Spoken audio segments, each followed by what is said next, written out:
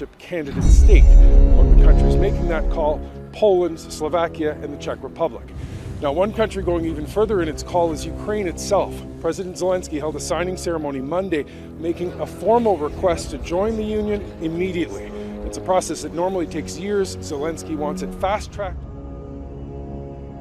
Taktik perang Rusia di Ukraina, di mana Rusia bergerak mengepung dari 3/4 wilayah Ukraina, sangat menarik untuk dibahas kali ini. Kalau teorinya, Putin mengatakan 4 hari Kiev harus jatuh dan menggantikan pemerintahan Zelensky dengan pejabat pro-Rusia. Ternyata, gallant people of Ukraine belum bisa ditaklukkan dalam seminggu invasi terlewati. Kembali ke taktik perang Rusia yang memagari agar asing tidak bisa bantu Ukraina. Bahkan 1 bulan sebelum serangan Rusia, Bosman dengan rinci menjelaskan bahwa di awalnya Rusia memastikan Eropa Barat dan NATO tidak akan bisa menjalankan counter strike dari darat ke Ukraina. Mereka NATO harus lewat Belarus, termudah menyerang Rusia di Ukraina yang dunia tahu bahwa sudah dipastikan Belarus adalah milik Rusia. Maka Belarus dibuat konflik dengan Polandia. Pasukan bayangan Rusia masuk lama ke Belarus menyiapkan sarana konflik di sana yang akhirnya ribuan orang diusir dalam tanda petik dari Belarus ke Polandia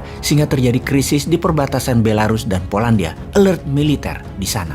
Lalu pasukan darat Rusia masuk ke Belarus, mengepung sisi utara Kiev yang dari perbatasan Belarus ke Kiev hanya berjarak 150 km. Dari sisi timur Ukraina, wilayah Donbas, ada sekitar 400 km menuju Kiev. Pasukan darat terbesar Rusia disiapkan beserta pasukan udara Rusia. Pasukan laut dan darat dari sisi selatan Ukraina lewat Crimea. Kode pertama, gerakan separatis pro-Rusia menghajar Donbas. Kiev diam saja. Lalu esokan harinya pasukan Rusia dari 3 penjuru gaspol menyerang dengan satu tujuan, menaklukkan gedung pusat pemerintahan dan menggulingkan Zelensky, presiden Ukraina saat ini. Pasukan darat, ground force, dilindungi pasukan udara, drone, dan artillery roket. Strategi militer Rusia sebenarnya strategi klasik, sudah bisa dibaca, tidak ada unsur surprise.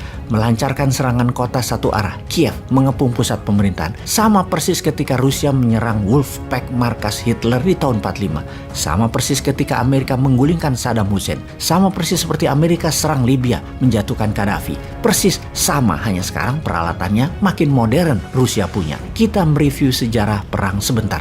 Perang darat atau battleground adalah ciri perang klasik. Sejak zaman awal Macedonia kira-kira mungkin 1000 tahun sebelum Masehi hingga Perang Dunia Kedua di tahun 1945. Sejak Perang Dunia Kedua hingga sekarang ada wilayah perang tambahan yang wajib dikuasai, yaitu battle space, wilayah udara atau perang udara. Maka jet fighter, cargo plane, helikopter attacker, drone, rudal balistik, radar, satelit, cyber attack, dan banyak lagi adalah pelindung udara dan serangan udara. Oh ya, sebagai catatan, Rusia sudah melancarkan cyber attack ke Amerika. Dalam 2 bulan ini lebih dari 1 juta serangan dia lakukan. Oke, kita bahas pembahasan berikutnya tentang cyber attack Rusia ke Amerika sebelum Rusia serang Ukraina.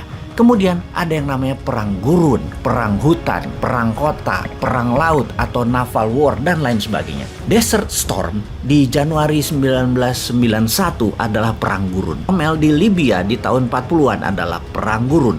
Perang Iran-Irak adalah perang gurun. Perang penggulingan Saddam juga perang gurun. Dan urban war. Urban war baru dikenal dan semakin dipelajari di dunia militer dalam 40 tahun terakhir, terutama setelah Cold War usai. Perang dingin ini sesungguhnya adalah spy war. Benar deh sahabat, entah bagaimana kita ini terbiasa kalau Amerika serang Libya, Amerika serang Irak, Amerika serang Vietnam Utara, maka dunia seakan diam dan harus setuju. Namun memandang lain ketika Rusia yang saat ini sebagai pelakunya. Itulah permainan media, itulah media warfare. Sama seperti Tiongkok yang invasi pakai ekonomi, kesannya berbisnis padahal hostile takeover. Namun peran media dan peran politikus lokal yang terbeli oleh Tiongkok penting bagi Tiongkok sehingga langkah mereka terlihat membantu sebuah negara walaupun negara yang dibantu ternyata punya hutang banyak ke Tiongkok. Wes, stop bicara utang. Kita fokus ke perang kota. Kiev dan pasukan Ukraina saat ini melakukan perang kota dengan menempatkan banyak sharpshooter atau penembak sniper di banyak lokasi. Dan perang urban war, sniper sungguh mengambil peran sangat penting. Karena itu Rusia sebagai counter insurgency menyerang dengan roket ke gedung-gedung atau lokasi-lokasi yang diduga tempat sharpshooter bersembunyi. Sniper inilah yang membuat Kiev sejauh ini bertahan.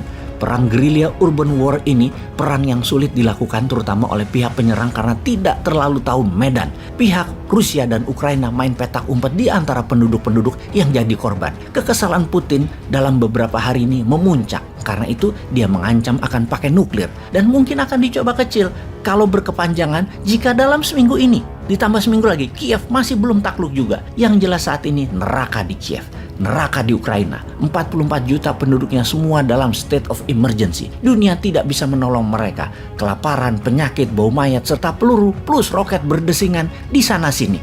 Sungguh pedihnya perang saat ini terjadi di Ukraina, namun dunia tidak bisa apa-apa. Untung Omicron tidak jalan di masa perang sehingga tidak perlu vaksin, sertifikat, dan PCR di sana.